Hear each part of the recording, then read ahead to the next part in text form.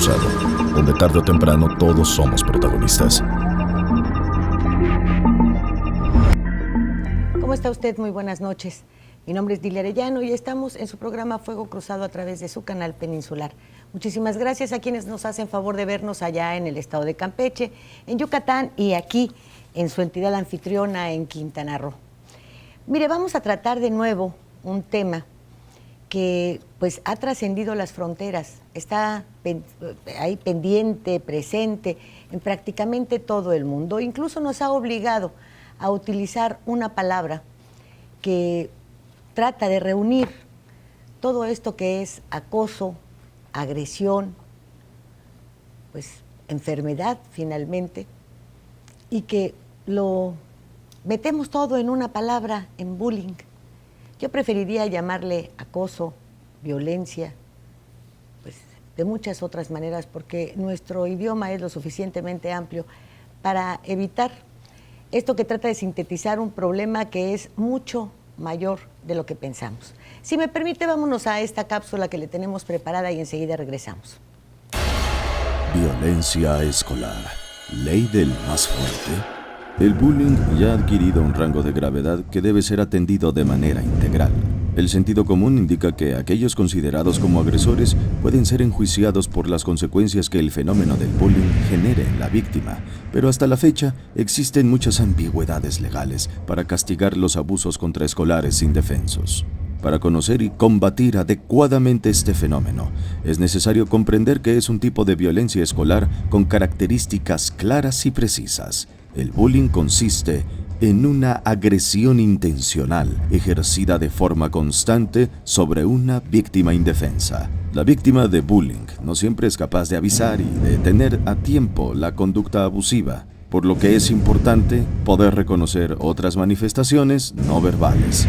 Cuando un niño está siendo intimidado, se pueden presentar los siguientes indicadores: inseguridad, ansiedad, baja autoestima, problemas de conducta, cambios de ánimo, pocos amigos, dificultades escolares, síntomas físicos, vergüenza y humillación, ostracismo, pesadillas y aversión escolar.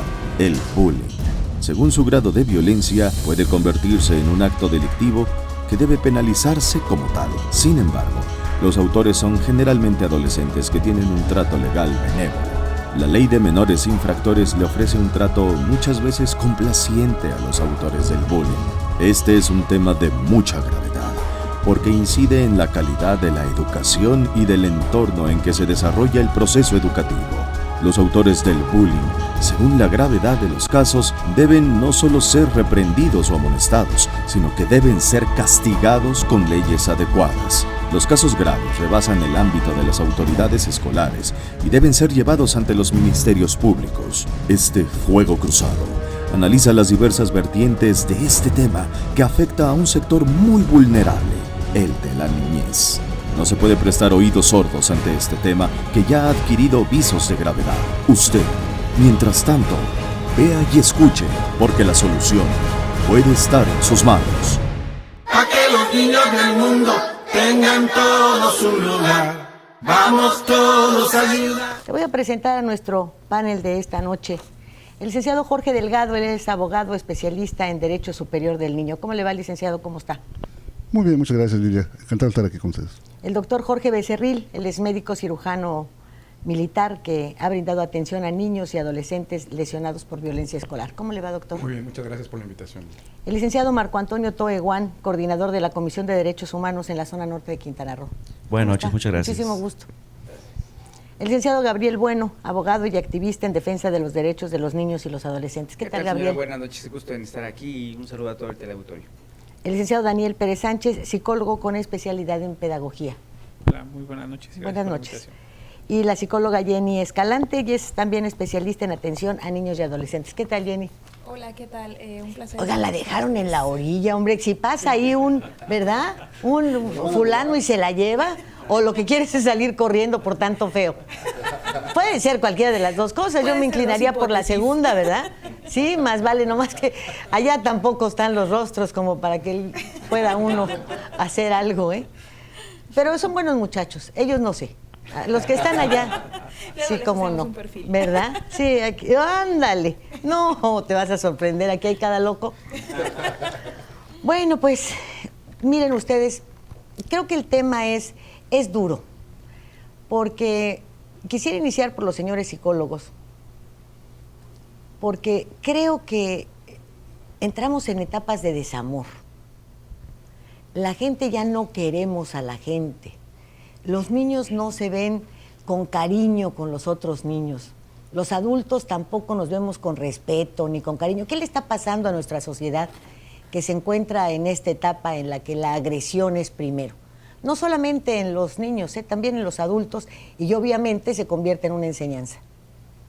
Bueno, pues como voy a empezar, colega. Bueno, pues como lo mencionas, Lili, efectivamente, no estamos ante un fenómeno social muy fuerte, muy elevado, que día con día va creciendo. Y yo creo que uno de los puntos aquí muy relevantes o muy importantes es que al principio se le veía como algo que no podía trascender o que no iba más allá de una situación en la que un niño estaba generando enojo, no, ni siquiera se le ponía el nombre de violencia, ¿no? Yo creo que no se le daban las palabras que se le deberían de dar al fenómeno que estaba ocurriendo en ese entonces. Al día de hoy nos enfrentamos, pues yo creo que a un monstruo social que le pega a todas las personas que constituimos la sociedad, valga la redundancia, ¿no? Y bueno, empezamos por un punto muy importante en donde es la disfunción familiar, ¿no? Mencionabas que, ¿qué pasa con los seres humanos, no? ¿Por qué ya no se quieren? Muchas veces lo aprendido en casa lo llevan a estos mismos entornos, ¿no? Vemos gente de diferentes esferas sociales en las cuales a lo mejor ya hay muchas carencias afectivas, el establecimiento de límites es por medio de violencia, tanto física, psicológica, y estos patrones se van repitiendo en las estancias escolares, ¿no? Ahora sí que en las instituciones educativas. Muchos maestros están preparados para poder manejar esto, pero muchos otros no saben qué hacer porque pues ahora sí que es un fenómeno que viene con tal impacto en donde dices, bueno, pues, ¿qué hago, no? Que los padres vean qué hacer con el chico, con el adolescente, con el niño, y luego nosotros como escuela ponemos las reglas que pongamos acá. Pero si no hacemos un trabajo integral en donde se trabaje individual, familiar y socialmente, pues esta situación en la cual todos contra todos están en el mismo lugar va a ir en aumento. Y bueno, agregando el otro elemento, por ejemplo, que es un fenómeno que viene de años atrás, que es la globalización. ¿A qué conlleva esto? Básicamente el consumismo, tecnología, y qué ha impactado en la sociedad. Bueno, la carencia de valores. La tecnología nos ha brindado dos herramientas: la posibilidad de comunicarnos, pero también de agredirnos, de pérdida de valores. Padres que están trabajando constantemente y descuidan a sus hijos. Coincido en este punto, la carencia o la célula principal de la sociedad, que es la familia, pues está en agonía casi, muriendo, y se vuelve algo complicado porque la educación, en un término coloquial, se dice que se mama, y sea, literalmente se absorben los valores, la forma de estar conviviendo y todo esto, y entonces en nuestra sociedad, sea en el sur, sea en el norte, en el centro del país, está en crisis, y no solo en nuestro país, sino a nivel mundial. Entonces, por lo tanto, por la misma tecnología recibimos constante influencia, y nuestros chicos, nuestros pequeños, niños de 4 o 3 años ahora ves manejando un celular inteligente, y al abuelo le enseña cómo entrar a la internet, ¿no? Y entonces la información que está recibiendo, ya no hay una tolerancia. Esa misma tecnología nos ha hecho crear una distancia de persona a persona, que estemos a medio metro, ya no sabemos cómo comunicarnos, cómo convivir. Entonces la sociedad está en crisis auténticamente. Véalo, por ejemplo, en el cine, ¿no? Antes el cine era el pretexto para ir a estar con la novia, ¿no? Y que te apapachabas y te currabas. Ahora ya no, ahora estás con celular, jugando, tomando fotos, jugando lo que tú quieras. Hoy nuestra sociedad está en crisis porque no sabemos convivir unos con otros, ni en el coche, ni en ningún lugar. Desafortunadamente eso es lo que está ocurriendo. ¿Qué conlleva? Obviamente que nuestros chicos no tienen tolerancia a la frustración, que no saben convivir, que no saben expresar lo que sienten, y entonces en un entorno, cuando están encerrados, que es una aula educativa, pues se vienen malas agresiones, ¿no? Entonces estamos en crisis básicamente en la sociedad de muchas cosas, y sobre todo de valores morales, humanos principalmente. Doctor, ¿esto qué nos significaría? Que la tecnología, hemos hecho un mal uso de ella realmente, entonces, ¿no? Lo que usted acaba de comentar, de que pueden estar juntos y estar chateando o mandándose mensajes, sin establecer una comunicación, yo creo que genera una serie de trastornos, pero también están los juegos de guerra, que los papás se sientan a jugar ahora con los niños, yo te mato primero, tú me matas después, y me parece que no es el lenguaje entre padre e hijo. ¿Y qué pasa con esta tecnología? Pues, ¿qué hacemos? Bueno, yo creo que la sociedad ha ido avanzando, sin duda, y este avance social... Cuando vemos todo esto, Sí. ¿de verdad podemos decir que la sociedad va avanzando? ¿No nos estamos convirtiendo en retrógradas, en animalitos a los cuales ya hasta se puede controlar por un botón? No, yo creo que sí hemos avanzado. Por ejemplo, los derechos humanos han avanzado, los derechos de los niños han avanzado. Sin embargo, yo creo que esta sociedad, este avance, tanto tecnológico como en los derechos de todos los seres humanos, de minorías, ha sobrepasado nuestra evolución moral. Es decir, lo que precisamente decíamos, la sociedad ha avanzado, pero no hemos sabido cómo alcanzar moralmente este avance. Y la tecnología es una parte muy importante de esto, porque efectivamente los celulares, al permitir que entren los niños a la escuela con ellos, se han convertido en un arma para poder bulear, como se dice, pero yo también estoy de acuerdo con ustedes, no es un término que sea adecuado, yo creo que es agredir. En muchos casos, como yo lo veo en mis pacientes, pueden ser hasta lesiones, puede constituir hasta un delito. Y esta tecnología les ha servido a los niños no para comunicarse, sino para aislarse precisamente y para agredir a los demás, para subir a las redes sociales algo que llaman ahora viralizar. Toman un video burlándose de una persona, lo suben a las redes sociales y todo el mundo hace escarnio de esta persona. Yo creo que estos avances en la sociedad, en la tecnología, han superado nuestra moral, y ese es el punto álgido de crisis. Decía Al Gore cuando pasó la crisis económica del 2010, que no era una crisis económica, no era una crisis de economía, era una crisis moral, y creo que eso es lo que está permeando en todo el mundo y en nuestra sociedad también. Ahora, ya llegan con usted para tratar heridas, moretones, fracturas, o sea, ya está la agresión ahí presente. Me supongo que verá los dos rostros de los padres, ¿no? El de la víctima que dice, a mi hijo le pegaron, doctor, ¿qué hago? Y el del padre del agresor que dice, mi hijo es incapaz, ¿no? El muchacho lo provocó. Así ¿no? es. ¿Cuál parte es la que está mal? ¿La que no hace que el hijo se defienda, ¿no? o la que protege al agresor? Yo creo que las dos están mal, yo creo que las dos tienen parte de la culpa, porque como sociedad todos tenemos parte de la responsabilidad en este proceso.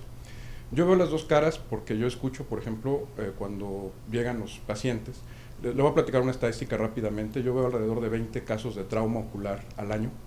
De estos aproximadamente 5 se desarrollan en el ámbito escolar, y en los últimos 3 años he encontrado de 1 o 2 al año que son debidos a lo que los padres tipifican como bullying, porque ellos son los que nos narran el evento, es decir, ellos son los que nos dicen cómo sucedió. Y en estos casos vemos que el padre y los niños, en ese momento, en el momento en el que sufren el bullying, afecta a toda la familia, y el padre se victimiza y el niño se victimiza. Es por esto que creo que la responsabilidad también recae por parte de la parte agredida. Y por otro lado, la negación precisamente de los agresores, de decir, no, mi hijo está bien educado, yo le he dado valores. O a veces también nos ha tocado casos en los que el padre dice, no, sí, lo agredió porque se lo merecía prácticamente, ¿no? Entonces vemos una sociedad descompuesta, vemos un núcleo familiar descompuesto de ambos lados, tanto el que se victimiza como el que se hace victimario. El que se victimiza también generalmente, estamos hablando de que son niños que no son escuchados por sus padres, que tienen tiempo sufriendo este tipo de acoso, y que por miedo, por temor, por vergüenza, por no alcanzar los estándares que los padres les están imponiendo, pues no lo informan en su debido momento, cuando quizás se pudo haber parado y se pudo haber prevenido una lesión, que una lesión ya constituye un delito, es un crimen ya. Licenciado, ¿en qué momento los derechos humanos de unos pues friegan los derechos humanos de los otros? ¿En dónde está esa línea que es tan delgada, tan transparente, que hace, por ejemplo, que obliguen a las autoridades a proteger o a tratar de una manera diferente a grandes criminales, ¿no? Yo no sé si el mochaorejas tenga algún derecho de tener derechos humanos, yo creo que no. Yo creo que hay muchos delincuentes que no tienen ningún derecho porque han afectado la vida de otros seres humanos. ¿Qué sucede con los niños? Los vamos a crear así. Ay, no importa si llegas a la cárcel, al fin que hay derechos humanos. Y tú tienes muchos derechos. Así es, bueno, gracias. Sí se ha tergiversado mucho esta parte de la protección y respeto de derechos humanos, ¿no? Donde aquí hablamos sobre todo cuando, bueno, aquí el licenciado que es experto en el tema, el interés superior del niño, ¿no? Donde se ha visto de una forma tan fácil decir, bueno, como son menores, son adolescentes, a final de cuentas no hay castigo, no hay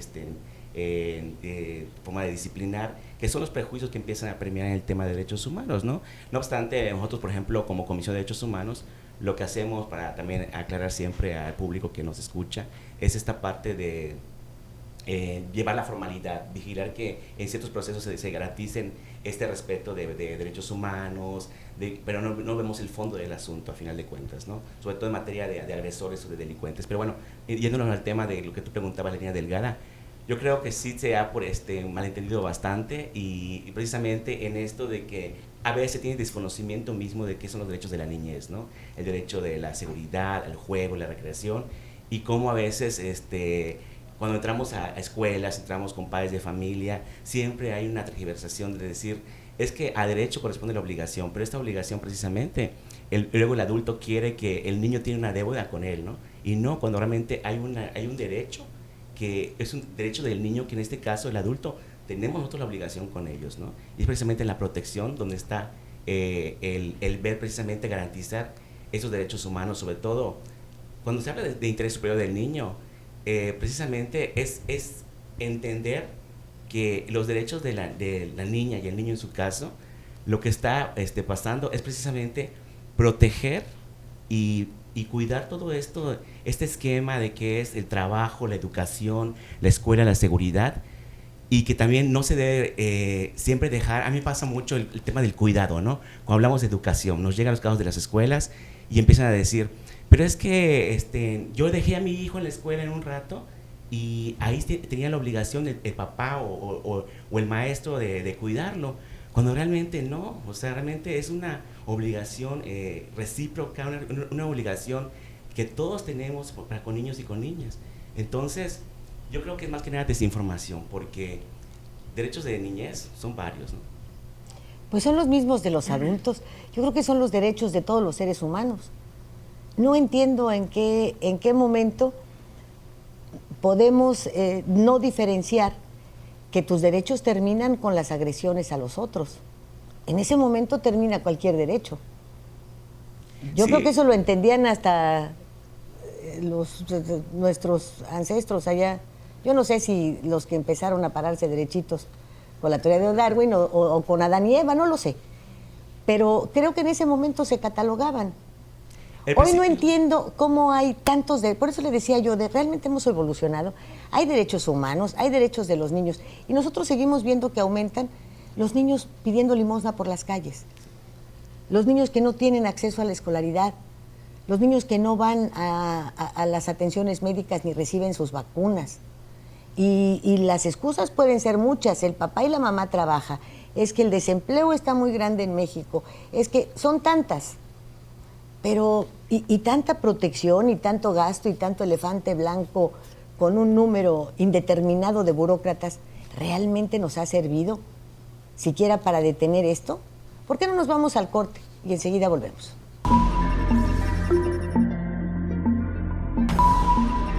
Si hay lesiones graves, ¿el bullying debería de ser penado con cárcel? Los niños tienen su tribunal de menores, y si eso es una que atenta contra la vida de otro, yo creo que sí. Claro que sí. Sí puede ir a la cárcel, porque son malos. No, yo creo que más bien requerirían ayuda para entender el por qué están lastimando.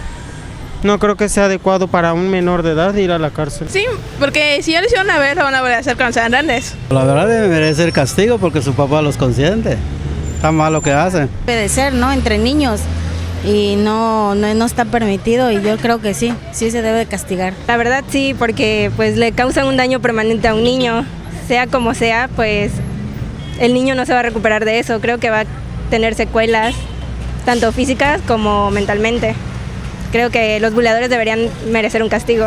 Que me escuchen cuando hablo y que no me hagan llorar.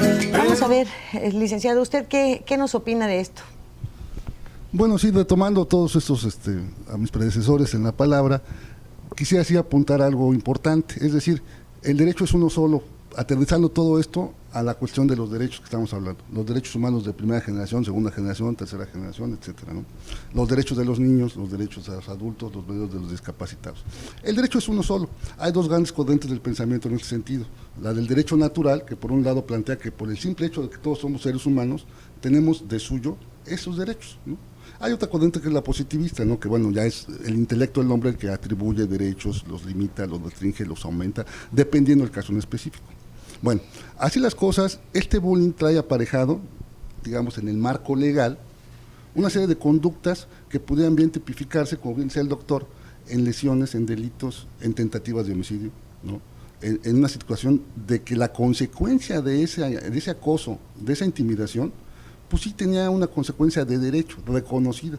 De ahí que los legisladores a lo largo de todo el tiempo sí han intentado por lo menos distinguir entre el interés superior del menor al de cualquier otro individuo mayor de edad. ¿Por qué?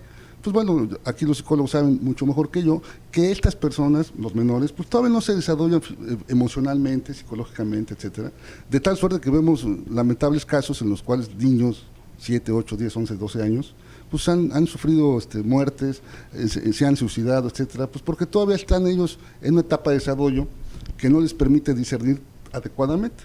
De tal suerte que cuando hay un menor inmiscuido en una situación de este tipo, de acoso, de violencia, el interés superior tiene que ser tutelado por encima de los derechos, vamos a llamarlos naturales, de todos los demás.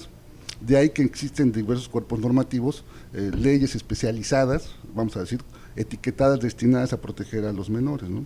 Hay también, desde luego, todos los menores también pueden ser sujetos, ¿no?, imputables. También hay unas leyes especiales para las responsabilidades de menores infractores, ¿no? En fin, el derecho sí recoge todas estas cosas de alguna forma. Pero yo no sé si las recoge bien, licenciado. Las recoge, porque, pero... dice usted, sí, muy bien, se señala a los infractores. Yo no he visto todavía infractores por agresiones de esta naturaleza en la cárcel, y con lesiones muy graves. Pero después también entra la otra parte.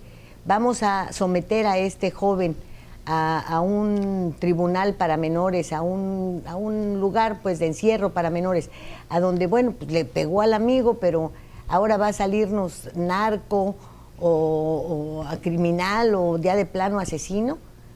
Como que todo eso les falta. Entonces avientan cositas así que al final de cuentas a la sociedad no le sirve, al derecho tampoco. Y bueno, la justicia ni hablemos, ¿verdad? Esa no aparece. Sí, es cierto. Lamentablemente todos estos ejercicios sociales, legislativos y jurídicos escapan, no van a la par de la realidad, ¿no? Y efectivamente es lamentable, pero el esfuerzo legislativo está ahí. Yo creo, y estoy prácticamente seguro, que el cuerpo normativo existe, es perfectible por supuesto. Donde estamos fallando es en la aplicación, donde se aterriza esa individualización de cada caso en concreto, porque ahí viene ya por ahí el elemento humano, y el elemento humano pues todos sabemos que es perfectible, vamos a decir de una manera, ¿no? Y admite de suyo pues situaciones irregulares de todo tipo, las que podamos saber y entender. Oiga, pero ¿y qué no les da, por ejemplo, para los castigos sin salir de casa? O sea, una prisión en la propia casa. Hay sanciones. No las llevas al tribunal, no los metes a una cuestión esta para menores, ¿cómo se llaman? Tutelares. Ajá. Consejos tutelares, sí. Para que no les enseñen otras mañas, pero los tienes ahí encerrados, ¿eh? Sí, sí, sí. Como un arraigo domiciliario, ahí te quedas, muchachito. Efectivamente. Y bueno, ¿y cuál va a ser también la llamada de atención para los padres? Porque todo el tiempo hablan ustedes del tutelaje. Y en el tutelaje no vemos que exista una responsabilidad. No, desde luego, ahora sí que el responsable directo del menor, pues hay una responsabilidad solidaria, desde luego por la legitimidad, digamos, el parentesco filial, pues lo que haga mi hijo hasta que sea mayor de edad. Pues... Bueno, pues la mayoría no lo acepta, y se lo digo porque en otros programas que hemos tenido de tratos hacia adolescentes y niños, dicen los padres, es que yo lo eduqué de una manera y él me salió de otra. Pues sí, papito, pero tú tienes responsabilidad sobre tu menor hijo. Gabriel. Gracias. Buenas noches a todos. Creo que aquí hay que enfocar dos cuestiones muy importantes, ya siendo un poco más pragmáticos en este concepto. Este tipo de comportamiento que estamos aquí señalando, podemos observar desde dos puntos de vista, desde el punto civil y desde el punto de vista penal. Evidentemente, este tipo de conductas recaen en delitos, obviamente, como podrían ser las lesiones o el homicidio o alguna situación como se está comentando. Sin embargo, una parte muy inexplorada de este tipo de elementos es el concepto de la responsabilidad civil por hechos ajenos. El artículo 92 de nuestro Código Civil establece la responsabilidad solidaria del padre o tutor o de los individuos que se encuentren a cargo del cuidado de menores, de lo que hagan dentro de las instituciones. Es decir, esto no se trata de que, mi hijo lo rompió, pide perdón, hijo, no, el padre tiene que pagar. ¿Cuál es el problema fácticamente hablando? El problema es que, desafortunadamente, una vez que entran este tipo de situaciones a los procedimientos civiles o penales, se pierden en el marasmo administrativo. Se despersonaliza el procedimiento y se deja ver a un menor lesionado, o el problema del tejido social descompuesto. Se vuelve un documento más blanco y negro que tiene que seguir un trámite cuando se pueda. Entonces, obviamente, ¿qué es lo que ¿Los sucede? juicios orales vendrán a desahogar esto o no? Tienen que desahogarlo. Le voy a decir por qué. Porque afortunadamente el concepto ya del inimputable, como se manejaba anteriormente, ha quedado soslayado a través de las leyes para menores infractores. Es decir, aquí el término es que el menor tiene que responder. El menor no puede ser menor todo el tiempo cuando tiene actitudes que no corresponden a menores de edad. ¿Me explico? Entonces, en ese contexto yo creo que los procedimientos orales van a venir a solucionar gran parte de esas situaciones, igual a los medios alternativos de resolución de controversias, porque al final del día, si alguien lastima a un niño, moralmente tendrá que ser castigado y repudiado por sus iguales en un momento determinado, pero ¿quién paga? Y en ese problema, cuando los padres sean obligados realmente a pagar las tonterías o los excesos de los menores, en ese momento va a ver usted como el mayor va a tener más cuidado sobre sus protegidos. Esto que acabas de decir yo lo he mencionado para los casos de los ladronzuelos. Bueno, detengan al papá cuando ya hay una reincidencia. Díganle, a ver, ven para acá. No es que yo trabajo todo el día, pues vas a ver cómo le haces, ¿no? Pues no puedes tener este chamaco que se mete 2 y 3 veces a robar. Así que el que se va al bote vas a ser tú, ¿eh? Vamos a ver si no va a tomar esto como que sea más importante el derecho del chamaco que el suyo propio. Ahí sí entiendo que se puede aplicar esto, porque en mis tiempos era tan sencillo como que la gente estaba cierta de que pues cuando la leche es poca al niño le toca, ¿verdad? Así de simple, así de llano. Hoy todo esto se ha convertido en leyes, en formas que de verdad nos hemos avanzado. Adelante. Bueno, si me permite, saliendo un poquito del esquema, ¿no?, de las leyes, que si bien es muy, muy importante de un punto de vista muy relevante, yo creo que también es considerar la manera en la que se maneja la situación del acoso, de la violencia como tal, porque el nombre es violencia. Entonces, ¿qué es lo que pasa? Bueno, sí hay sanciones, se establece en función de un código penal, de un código civil, perfecto. Al niño se le mete un tutelar, al adolescente, pero ¿qué pasa ahí? Sacamos a este adolescente de un entorno en donde obviamente se genera violencia hacia su persona, lo metemos en otro entorno en donde hay más violencia y tiene que continuar defendiéndose, entonces no estamos realmente trabajando con este fenómeno, lo estamos haciendo a un lado, estamos intentando meter medidas que a lo mejor, como mencionaste, Lili, hace un momento, puede ser que sirvan para enseñarle a delinquir de una manera más elevada. También he escuchado arraigos domiciliarios, ¿no? Pero ¿qué pasa con los papás con la etiqueta de, ay, mi hijo es un problema, es un dolor de cabeza, ya no sé qué hacer con él, lo voy a tener encerrado? Y no hay una educación, no se ve desde la perspectiva multifactorial de la que es este fenómeno. Tenemos que educar a los papás, a los chicos, a los adolescentes agresores, tanto como a las víctimas y a los papás de las víctimas. Si nosotros nos quedamos en un punto en donde nada más seguimos leyes, cómo se maneja, y no vemos más allá de lo que hay en estos lugares en donde se les va a poner para que puedan corregir su conducta, entonces yo creo que seguimos girando exactamente en lo mismo, ¿no? ¿Hay reinserción realmente? Perdón, yo creo que aquí hay un elemento muy importante, digo, ahorita que lo toca la psicóloga. Evidentemente hay gente que opina que las leyes se hicieron para romperse. No es cierto. Las leyes se hicieron para quien no sabe Sí, pero respetar un y país con obedecer, muchas ¿no? leyes como el nuestro es porque nadie las respeta, Efectivamente, es decir, ni sirven para gran cosa, ¿eh? Es que tenemos, el problema es que tenemos el problema de que no entendemos que al final del día hay un deber moral de obediencia. O sea, ¿por qué tenemos que acudir en auxilio de un menor? ¿Porque es nuestro hijo? No, porque es un menor, porque forma parte de nuestra sociedad. Pero esa responsabilidad implica que tenemos que tener un trabajo todavía de más generaciones adelante para que esas normas que nos obligan a cuidar a un niño ya no sean normas, sino sea una actitud personal, una forma de pensamiento. Y además, Lilia, ahora sí que adicionando más lo que dicen el abogado y la psicóloga, de esta parte multifactorial, pero también multidisciplinaria, ¿no? Donde hay que romper con ese rigorismo que yo lo veo mucho en el mundo de abogados, digo, también soy abogado y he caído también en este juego, de que estamos ante un problema que tiene que atenderse de manera integral, ¿no? Como dicen, abarcar con papás, con maestros, con niñas y niños, pero también tomar en cuenta algo que es importante. Yo he escuchado en las últimas noticias que se trabaja mucho en escuelas y que es necesario y es vital, obviamente, pero también nos olvidamos de otros centros donde también hay niños recluidos o espacios donde están conviviendo niños o niñas de todos los días y nos están descuidando en el tema de atención de esto que llamamos bullying, ¿no? Entonces, y por otra parte también entra antes de los derechos los principios, ¿no?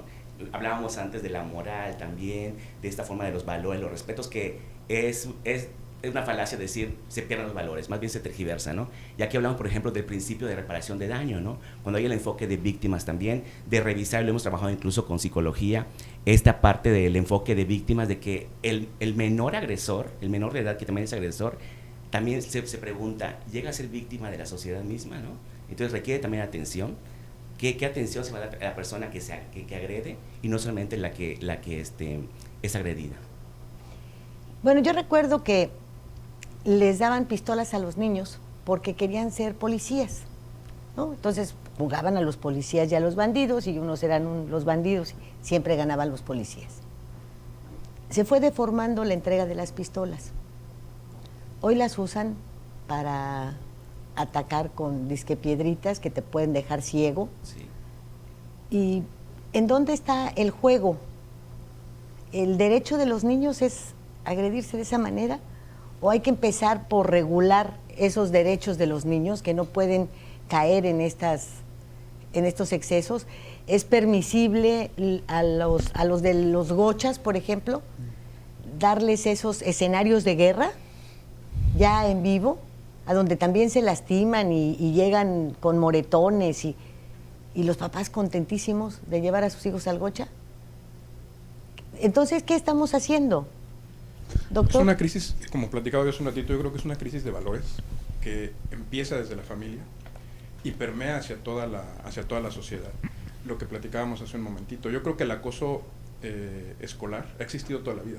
Lo vivimos todos nosotros que estamos aquí. Pero ya no es el acoso escolar, también es en las áreas de juego fuera de la escuela, ¿eh? A mí me parece de verdad una injusticia acusar a los maestros y a los directores. Totalmente. Porque en las casas no pueden las señoras, o no podemos, las abuelas, con 2 o 3 chamacos. Y queremos responsabilizar a un señor que ni son sus hijos, o a una señora, y tiene 40. Mira, ¿eh? ¿Y qué ha pasado con ese acoso escolar? El problema, bueno, el acoso social, esa situación que ha permeado a todos lados, que ahora es violencia, pues que ha escalado precisamente. Ya no es, lo platicábamos fuera de cámaras, ya no es el zape, ya no es quitarle el cuaderno a la niña para que tirarle sus útiles, ya no es jalarle la trenza. No, ahorita ha evolucionado. Ponerle cola de burro. Exacto, ha evolucionado muchísimo. Pegarle un chicle. Ahorita, a mí me llegaron a pegar chicles en el pelo. De los casos que a mí me ha tocado ver, acaba de pasar el día viernes de la semana pasada, en la secundaria federal número 9, a un niño de 13 años golpea a otro de 13 años con una manopla, un boxer, de estos artefactos metálicos, en el ojo, en la cara. Lo dejan inconsciente, entre él y otro lo meten al baño y lo encierran. Esto no es tirar unos útiles, esto no es insultarte porque usas lentes, esto no es no es el bullying. Pues yo creo que ese término nos disfraza precisamente esto, que fue una lesión. Esta lesión pudo haber puesto en peligro, o puso en peligro la vida de este individuo. Es la lesión y el comportamiento. Es correcto. Porque agredes y todavía vas a esconder al baño. Oye, ¿esto es una película? Entonces claro. Es un comportamiento criminal. Este es un delincuente. Tiene 13 años y hay que tratarlo como tal.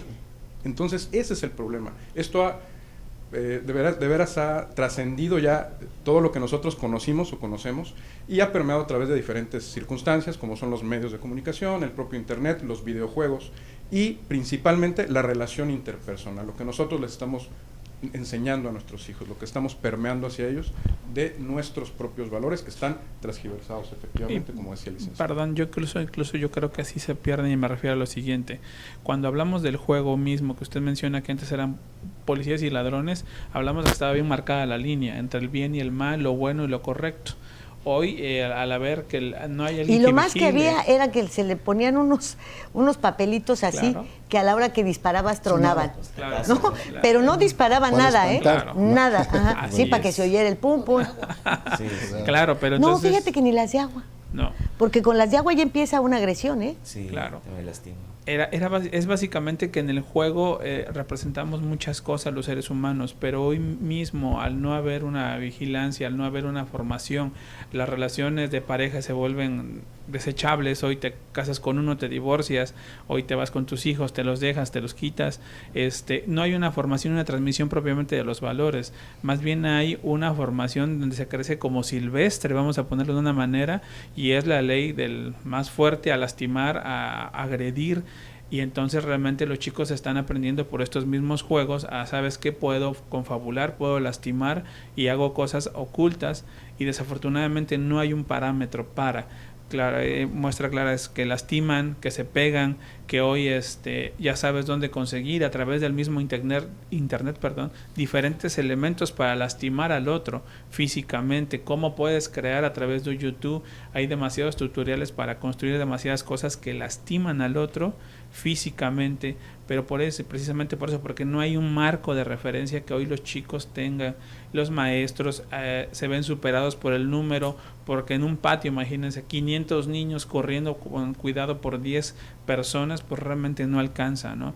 Y luego padres que tienen culpa, entonces prefieren tapar esa situación para decir, ¿sabes qué? Sí, estoy fallando como padre, y entonces lo protejo, ¿no? Pero más bien me escudo para no asumir la responsabilidad, y entonces ahora sí defiendo a mi hijo porque no es verdad que ella lastimado y mi hijo no es capaz de agarrar una manopla y romperle la cara al otro muchacho y hacer que pierda una visión o las lesiones que sean, ¿no?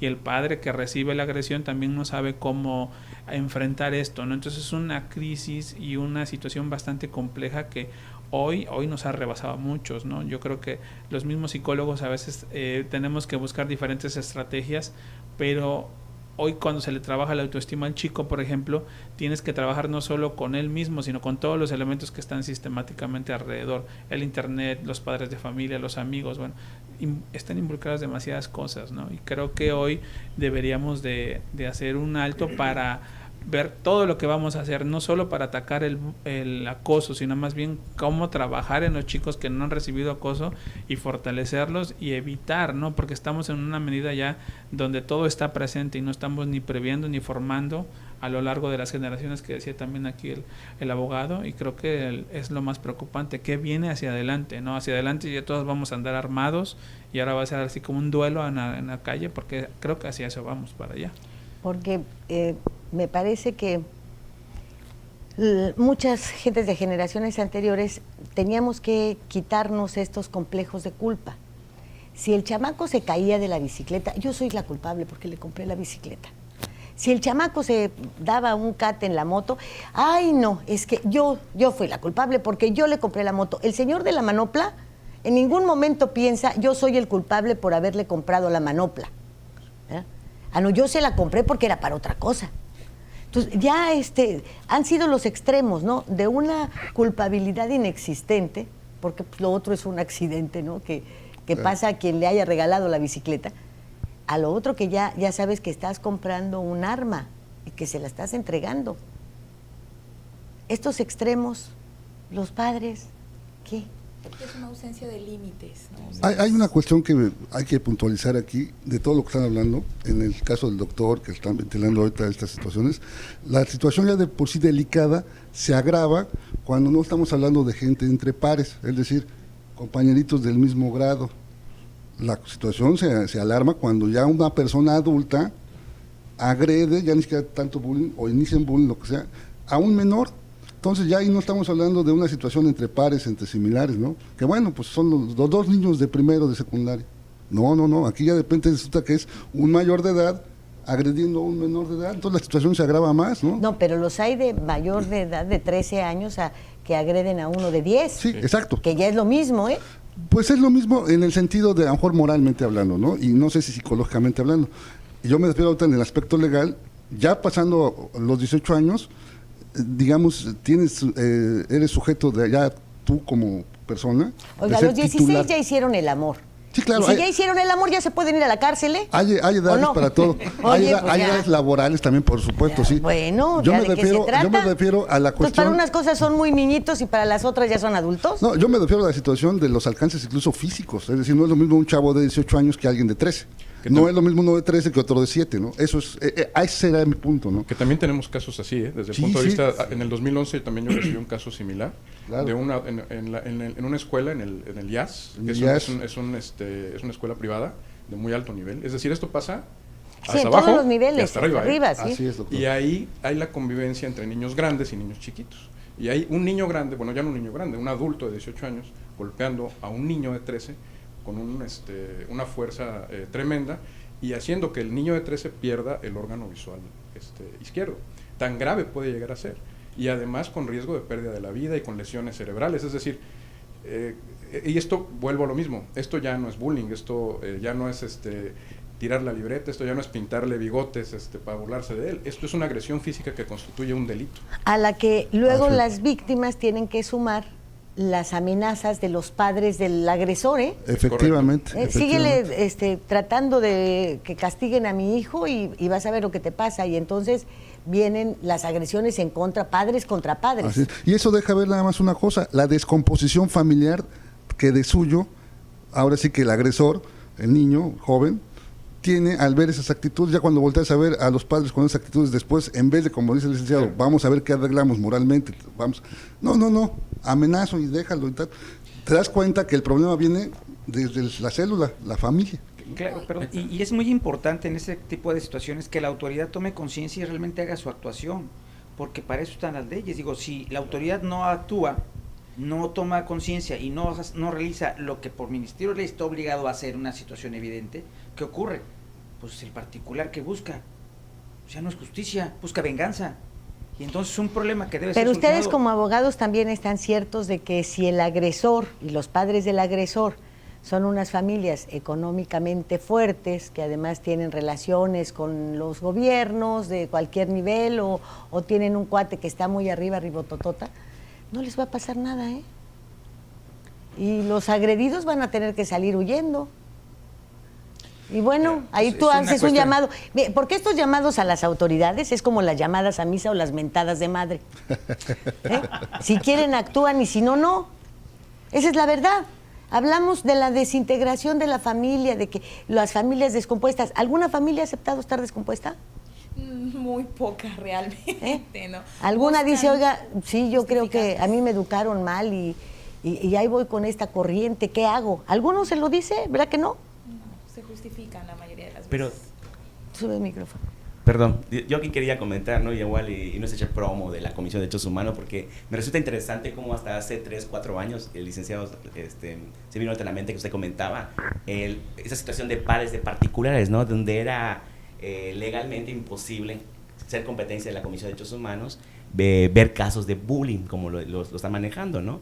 Porque eran entre, pues son los niños, no está involucrada la autoridad, en este caso el servidor público, el profesor o los administrativos, ¿no? Sin embargo, ya con todo esto que hubo de reformas de leyes, nosotros como Comisión de Derechos Humanos ya tenemos este conocimiento, entonces también dar esta información que la gente tiene que saber, pero no tienen dientes. Bueno, sí, pero tenemos... No tienen dientes. Actualmente nomás ahí mandan sus recomendaciones y pues las archivan. Pues si no hacen caso los papás, que son sus hijos, que es su sangre, pero imagínense los otros.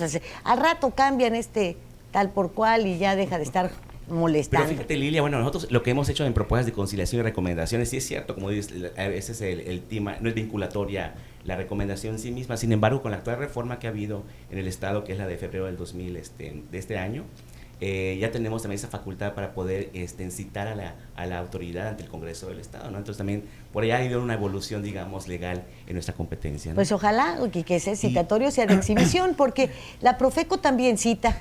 ¿Y sabes qué hacen los bancos o la otra, la de la Conducef? Mandan a un empleado.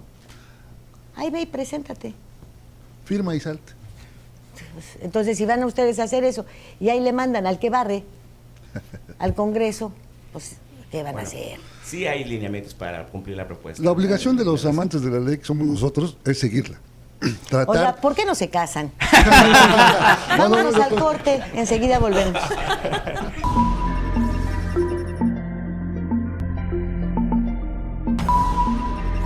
¿Por qué crees que hay bullying en las escuelas? La gente se deja, luego igual los papás, no sé, no prestan atención a si les están haciendo algo a sus hijos o algo así. Para sentirse más que nada aceptados. Sus papás no le dan una buena educación en su casa o no les llaman la atención, tal vez eso podría ser. Si los maltratan en la casa, ellos así creen que debe de tratar a uno, pero no debe ser así. Un compañero de mi escuela hace mucho bullying y lo expulsaron 3 días. Golpea a mis amigos y a un niño le fracturó una mano. Los valores de acepta a tus demás compañeros. Si igual si no te aceptas tú, pues tampoco vas a aceptar a los demás. El bullying no es un juego. Que me escuche cuando hablo y que no me hagan llorar. Entonces, ¿cómo quedábamos con su amaciato? Bueno, estamos formalizando precisamente, ¿no? Es decir, la ley está ahí, como bien dice el señor licenciado, pues para seguirla, ¿no? Hay causas. Entendemos que de facto estos factores humanos pues hacen que el valor supremo de toda ley pues es alcanzar la justicia, el bien común, etcétera. Esos valores pues sí se vean prácticamente inalcanzables, ¿no? Se oye muy romántico.